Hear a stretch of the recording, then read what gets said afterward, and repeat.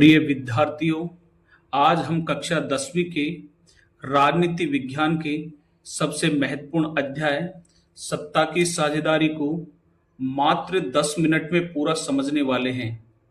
प्रिय विद्यार्थियों, ये मेरे द्वारा बनाए गए स्वयं के हस्तलिखित नोट्स हैं। सत्ता की साझेदारी,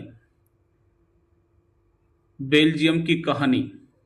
सबसे पहले बात करते हैं बेल्जियम की।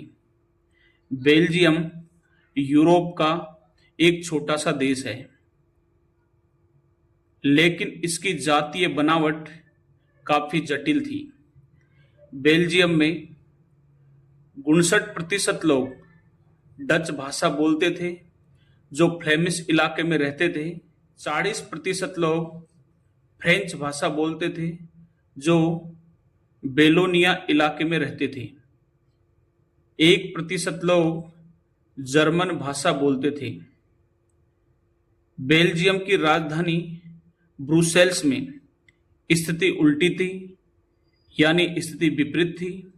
यहाँ 80% लोग फ्रेंच और 20% डच भाषी थे।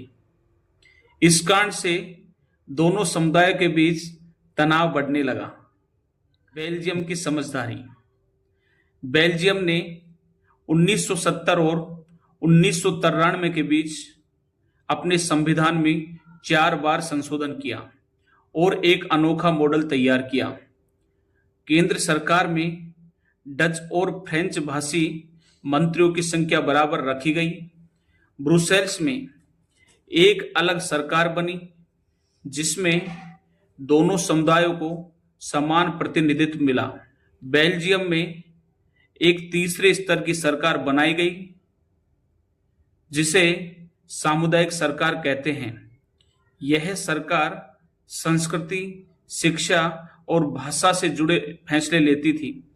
परिणाम यह निकला, बेल्जियम ने आपस के गृह युद्ध को रोका और शांति स्थापित की। अब हम श्रीलंका की कहानी के बारे में पढ़ते हैं। श्रीलंका हमारा पड़ोसी देश है। इसकी आबादी में 74% लोग सिंहली भाषी थे, जो बौद्ध धर्म को मानते थे। 18% लोग तमिल भाषी थे, जो हिंदू और मुस्लिम धर्म के अनुयायी थे। समस्या, श्रीलंका ने बेल्जियम जैसी समझदारी नहीं दिखाई। 1956 में श्रीलंका सरकार ने एक कानून बनाया, जिसके तहत सिंहली को एकमात्र आधिकारिक भाषा बना दिया। नौकरियों और विश्वविद्यालयों में सिंहली को प्राथमिकता दी गई, यानी जो सिंहली समुदाय के लोग थे, उनको सरकारी नौकरियों और विश्वविद्यालयों में विशेष प्राथमिकता दी गई। बौद्ध धर्म को संरक्षण और बढ़ावा दिया गया।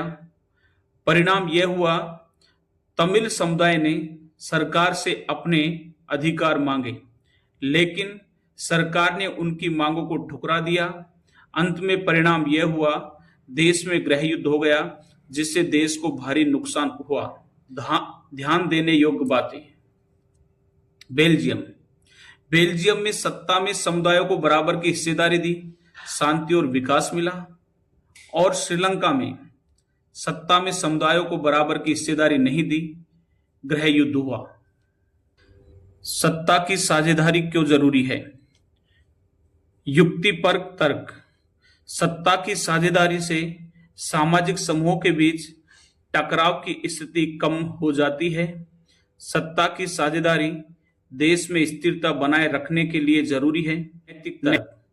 सत्ता की साझेदारी लोकतंत्र की आत्मा है। एक वैध सरकार वही है जिसमें नागरिक अपनी भागीदारी के माध्यम से शासन व्यवस्था से जुड़ते हैं। सत्ता की साझेदारी के रूप। सत्ता का क्षैतिज वितरण।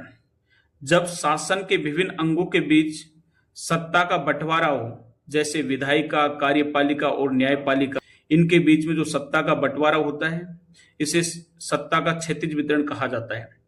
इसे नियंत्रण और संतुलन की व्यवस्था भी कहते हैं। सत्ता का ऊर्ध्वाधर वितरण। जब सरकार के विभिन्न स्तरों के बीच सत्ता का बंटवारा हो, जैसे केंद्र सरकार, राज्य सरकार और स्थानीय सरकार। स्थानीय सरकार में पंचायत और नगर पालिकाएं आती हैं, इसे संघीय विभाजन कहते हैं।